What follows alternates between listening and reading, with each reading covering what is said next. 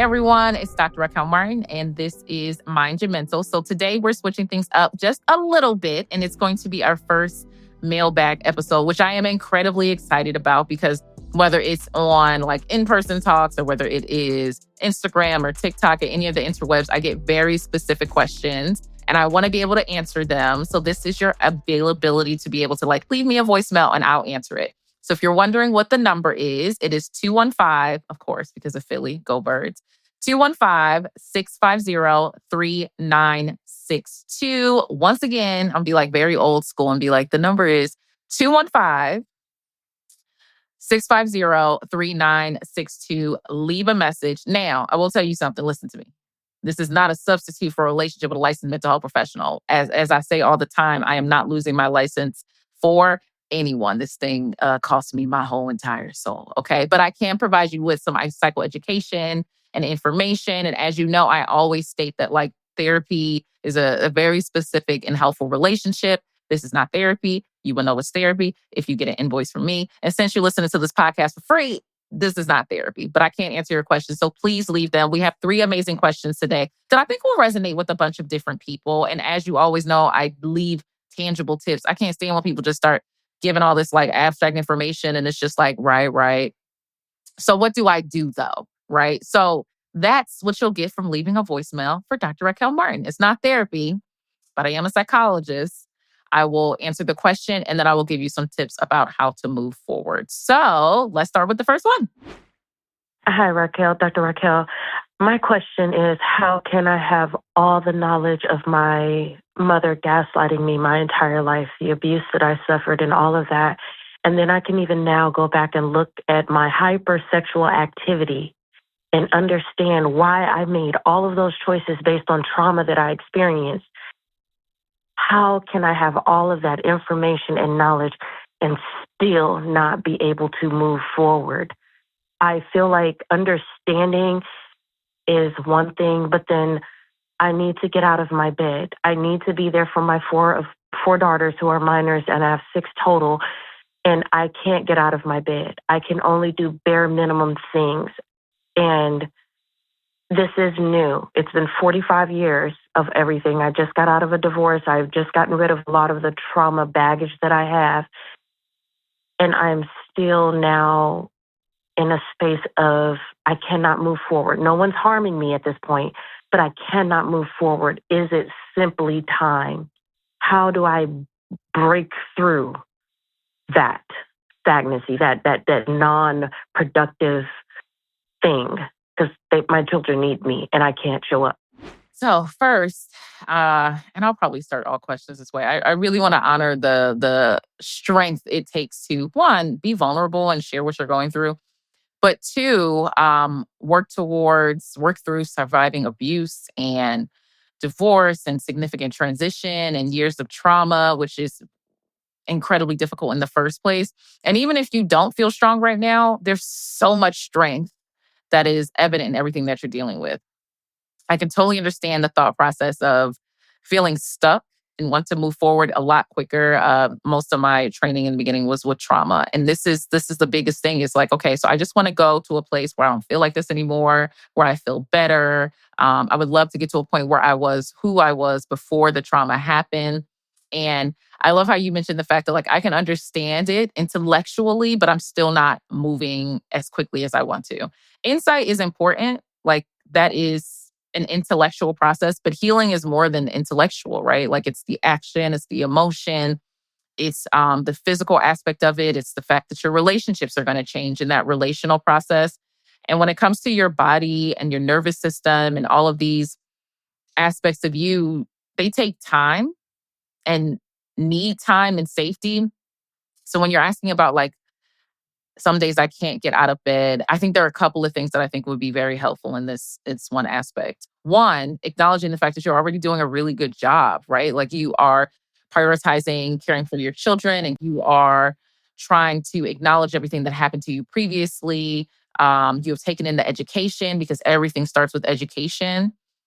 But 2, I think it's important to realize that nothing is ever going to go as fast as you want it to go, which sucks.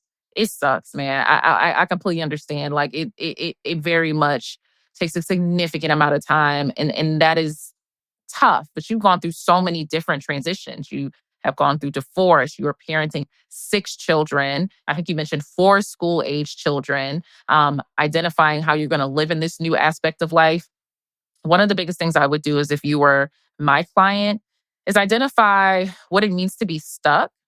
Because sometimes I'll have conversations with people and it'll be like, oh, what did you do today? And they said, well, I didn't do too much. I just got up, worked out, took out the trash, brought the trash back in, cleaned the dishes, emptied out my email, went to the bank, took some money out, wrote a book, cooked a 4-course meal, and then I came home. But I did not do much, right? And so to me, one of the first things I always have to get to is my client's definition of what words that they're using. And you're using the word stuck, right? So what does stuck mean? Like, what are you trying to do that you're unable to do? One part you mentioned is like not being able to get out of bed, right?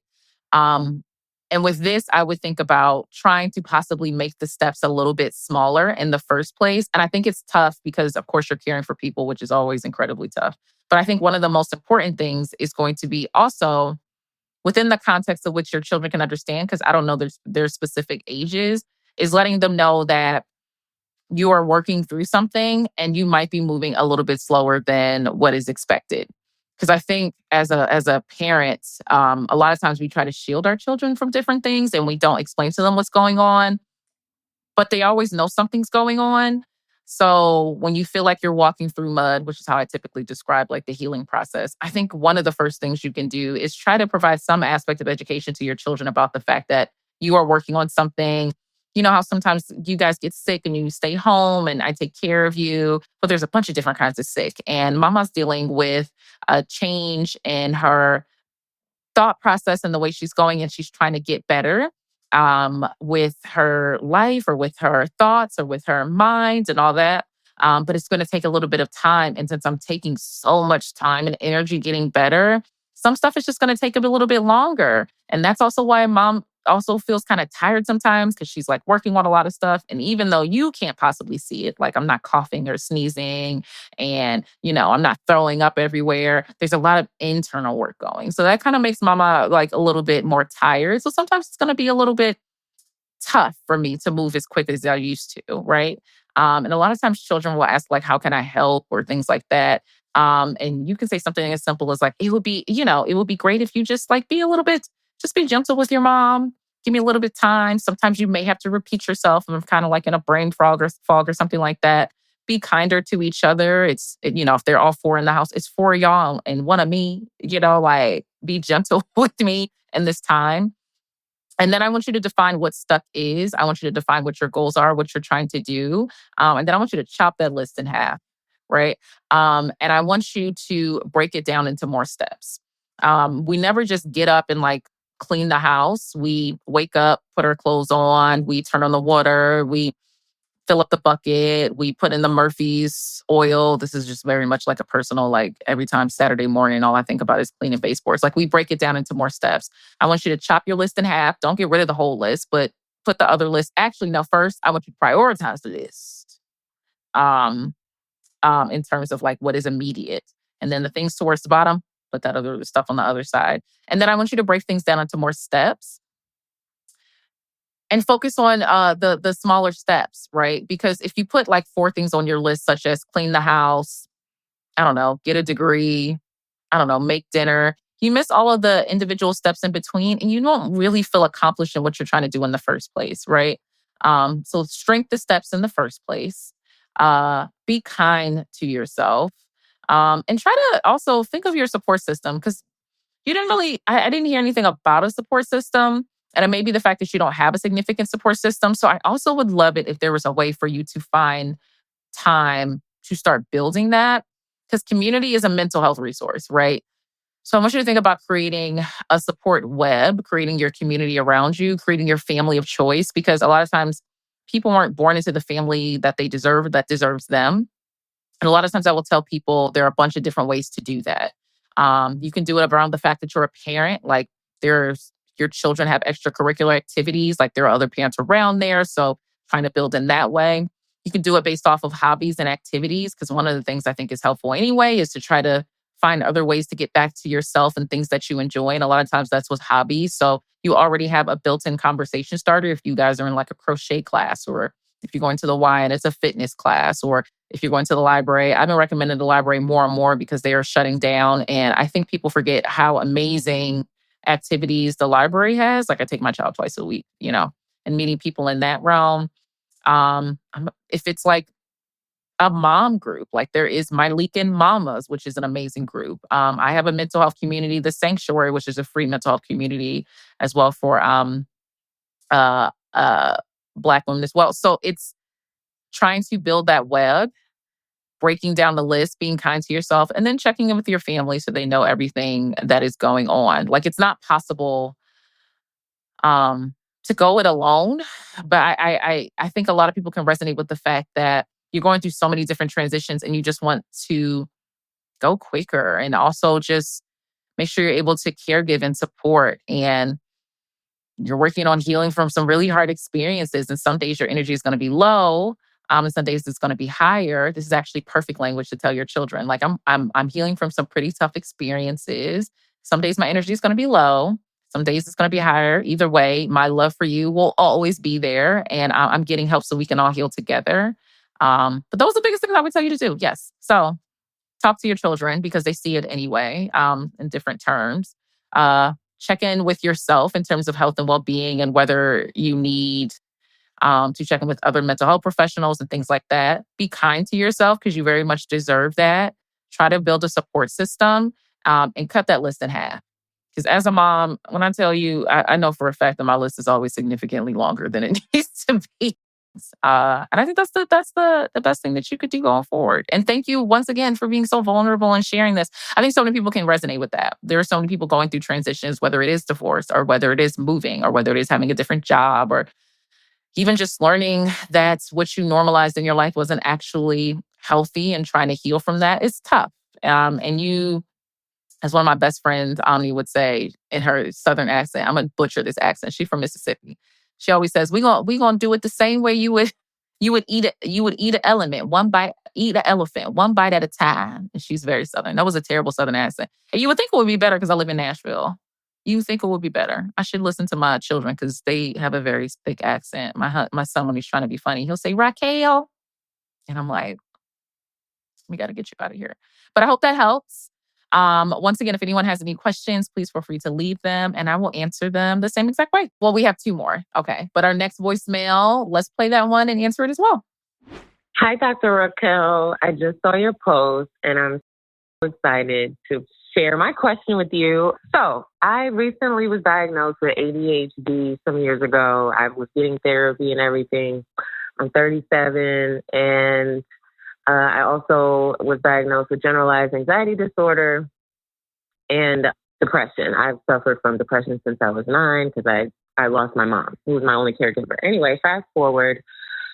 I'm just wondering, at my age now, having newly started navigating this diagnosis and just understanding all of the inner workings of it, I'm a single mom. I'm just wondering, does it interfere with your monthly hormonal changes as a woman? Like, what I'm asking is, does ADHD and your hormonal changes or possibly perimenopause, is there any linking to that? Does that cause you to go through any, like, I don't know, just random mental brain fogs or just irritability, inability to stay locked in? Does your menstrual cycle or any of those things interfere with your ADHD? Does it worsen or what? And what do you do to combat that, whether or not you're on medicine? How do we navigate that? Is that a thing? Is it linked? Thank you. Yes. So it's all linked. Every single, first of all, thank you for sharing. Everything is linked. Everything you described is very real. A lot of people will notice that like symptoms of anything like ADHD or mental diagnosis or perimenopause, it shifts with hormonal changes, including like your menstrual cycle, including like getting less sun. It's not all in your head in any way, shape, or form. Because everything is impacted. Like, so mental health is everything. Like, mental health is physical health and neurological health and all of that.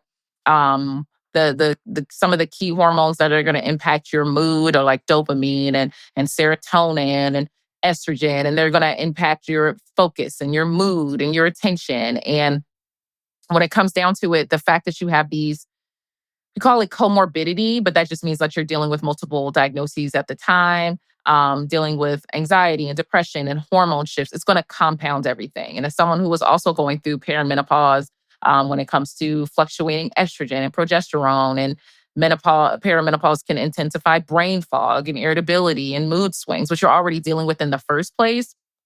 Yes, they all impact everything. And once again, this is not a substitute for medical care, but it does significantly reflect what a lot of people are going through, what current studies are showing, clinical practice, and even just as a woman who is having hot flashes and me sweating and someone asking me a question, I literally want to flip a table. Like, why are you asking me anything? Okay, I can barely breathe, right? Irritability and the brain fog is something that I don't think gets talked about enough, right? I always tell individuals to think about it in terms of, say you have like 100 brain points, and if you're working on all cylinders, you done slept 8 hours, you've been working out, you hydrated and all that, you have 100 brain points, right? But then you have to start shelling out these points to other aspects of you for your body to even just try to maintain some semblance of normalcy or homeostasis. When you're dealing with ADHD and when you're dealing with perimenopause and all these other hormonal symptoms, more of your brain energy, let's say 80 points, is going to just maintain your body at normal. And then now you only have 20 points to do what you need to do, right? One of the things I always state is incredibly helpful when we're dealing with like comorbidity and a bunch of different symptoms is tracking symptoms, like tracking patterns to see if you notice anything. I have yet to notice anything when it came to why hot flashes come out of anywhere and all that. But I'm also very early in the perimenopause thing, so maybe it'll come accordingly in terms of education. But also tracking the patterns is incredibly helpful because you can take those notes and take them to your doctor or your mental health professional, so they also may be able to help you. Like, everything is data. And a lot of times we forget to share the information because we're not writing it down. So one, track your patterns. If you notice that there's been a difference at different times of the month, different parts of your cycle, even like environmentally, we're going into the fall. So we may also notice that like when you're getting less sun, of course, that impacts your hormones as well. I will say the thing that most people say is that, like, unfortunately, guys, it does work when you get outside and walk and move your body and drink more water and nutrient dense foods and have consistent sleep. Unfortunately, that does make you feel better. And it sucks. Like, I will say that. I would also say education wise, when it comes specifically to hormones and possibly menopause and things of that nature, Dr. Sharon Malone is the GOAT. Okay. She has this book, Grown Woman Talk, your essential companion for healthy living, the GOAT. She actually even has a podcast coming out. She does a lot of talks. So I would start with also educating yourself on like what is typical. I don't really think many things are atypical, but I do think it's helpful. Things can be atypical for you, but it may be different for someone else, right? Like my symptoms with perimenopause may be brain fog and hot flashes, and someone else my same exact age, their symptoms can be night sweats and, I don't know, increased libido. But it may be different for each of us, but it's typical for us, right? So I think that's very helpful, starting with the education piece. And when you're dealing with all this, I don't know if you have a licensed mental health professional, but it's really helpful to try to collaborate with your providers. That's why I feel like record keeping is incredibly helpful in the first place, like, because they don't know what they don't know. But even just keeping a running notes app on your phone, because all of these things do impact each other. Like, you're not out of your mind, right? You're dealing with multiple things and still trying to deal with the fact that the world has multiple dumpster fires happening at one point in time. Why would you not be irritable? Why would you not be exhausted? So I would say that. One, read Dr. Sharon Malone's book.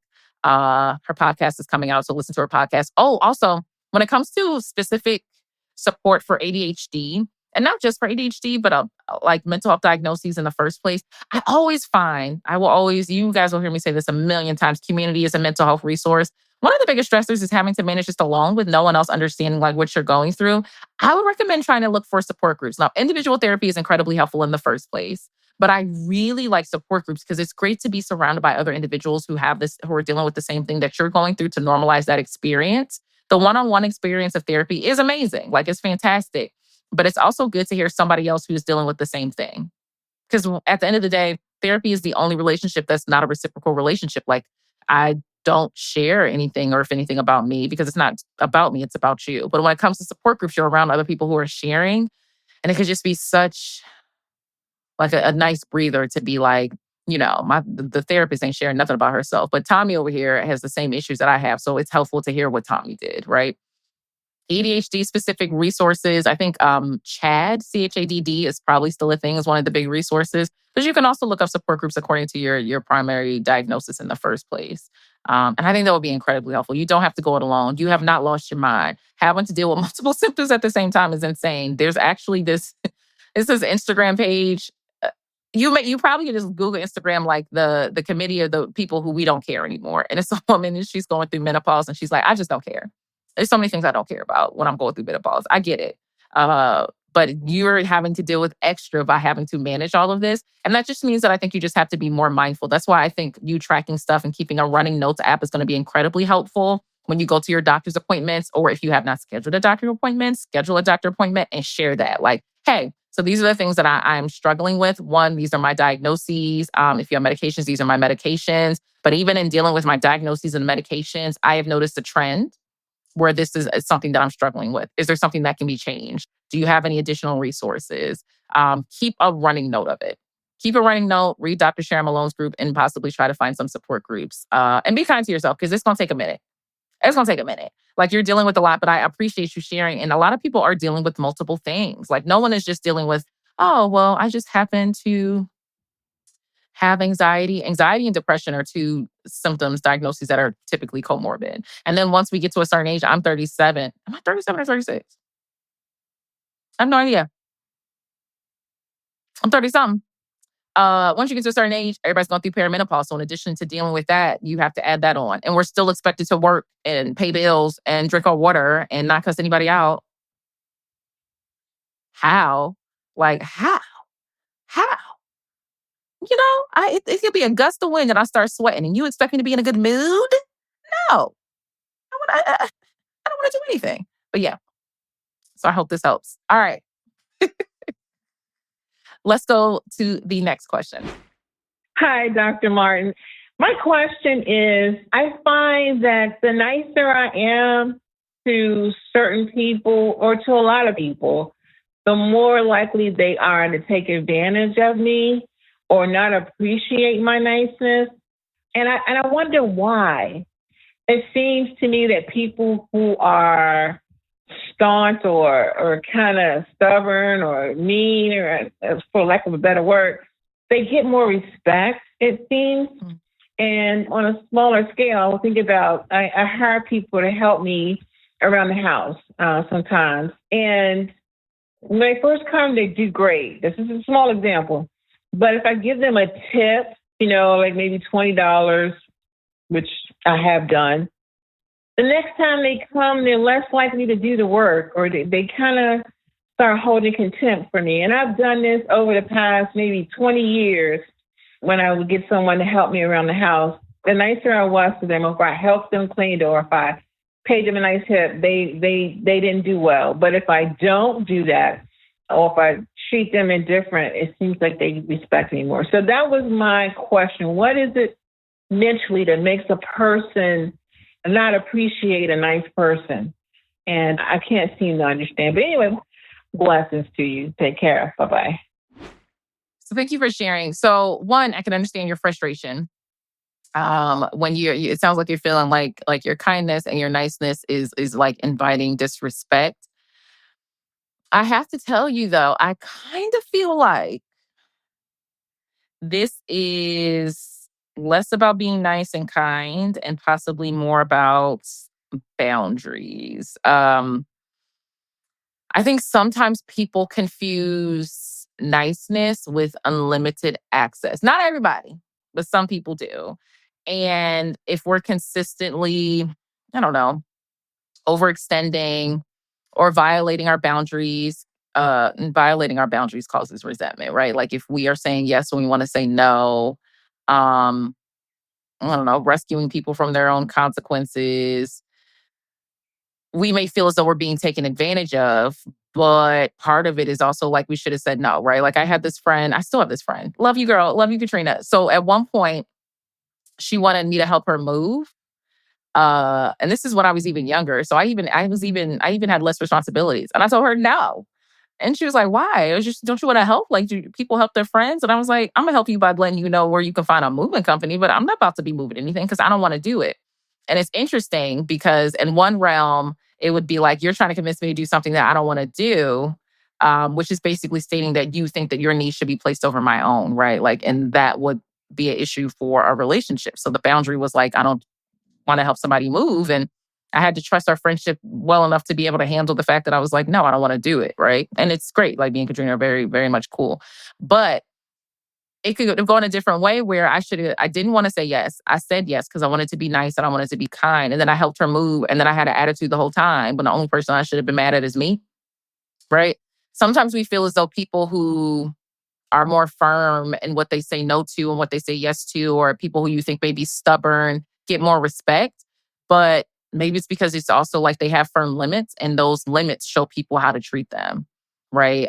Because a lot of times people will be seen as aggressive for saying no, but it's never the people who keep trying to convince you to say yes who are being seen as aggressive. And that's aggressive too. Like if I say no and you hear convince me, and if I say no, you hear tell me more. And if I say, hey, no, and you're just like they just need to be told more details. I get seen as aggressive for saying no, but the other person should be seen as aggressive because they're not respecting my no, right? So I think one of the biggest things is to ask yourself, are we being kind or are we trying to people please, right? Like when you say yes to something or when you do something, are you doing it because you want to, or are you trying to just avoid discomfort with trying to say no, right? Because when it comes down to it, when it comes to kindness, it has to be offered freely. And kindness that is meant to avoid conflict, that's going to breed resentment in you, but that's you violating your own boundary. And like the biggest thing is, I hope everybody at this point understands the difference between a boundary and a rule. Because I want y'all could probably finish the sentence at this point. Like a boundary guides your behavior, and a rule attempts to dictate someone else's. So when you say yes, when you don't want to say yes, or when you know, do something that you don't want to do, you're violating your own boundary, right? You gave me an example, like I gave them a tip and then they do less the next time. Okay, so in that scenario, you need to remind them like, hey, you're cleaning the house. These are the tasks that need to be done every single time. Please let me know when you're done them. Or, hey, I noticed that you didn't do this. And this is something you didn't clean the windows, and we clean the window every single time. So you need to do that, right? And I don't know if it's just as much of a one-to-one relationship as like I gave them a tip and now they're not doing as much as they used to. It could be, it could also be the fact that they just doing what they're doing and they just want to do less. But I don't want you to avoid conflict by addressing this, to avoid discomfort. And as a result, you feel as though your kindness is being taken for weakness. Clarity is kindness for you and the other person, right? So people who may be seen as more stubborn, it's interesting. Like people are seen as stubborn for saying no and respecting their own boundaries. But there's what's stubborn about that. Like no one should have to try to convince you of things in the first place. You should be able to stick to your guns about stuff, right? I'm sure I get seen as stubborn, but you don't have to wonder if the answer is yes or no or maybe, because if I don't want to do it, I'm not going to do it, right? So I want you to think about that. And when it comes to that, and you're going to have to address this because the issue is not conflict, it's poor conflict resolution. You're going to have to avoid that discomfort. You know, it's interesting, especially with women. Like we're always told that like the people who say we're saying no or we're advocating for ourselves, we're seen as being rude or being stubborn. But what's more important than making sure the person, you're going to be in your own skin for the rest of your life, is happy in it. So I don't want you to take on that language as like you don't want to be perceived as negative or I'm being too kind. I want you to think about separating the kindness from people pleasing. Before you're saying yes to something, ask if it's something you want to do, if you're trying to avoid discomfort, and understand the difference between discomfort and danger. Just because you're uncomfortable with something doesn't mean you can just not do it. If it's a dangerous situation, of course.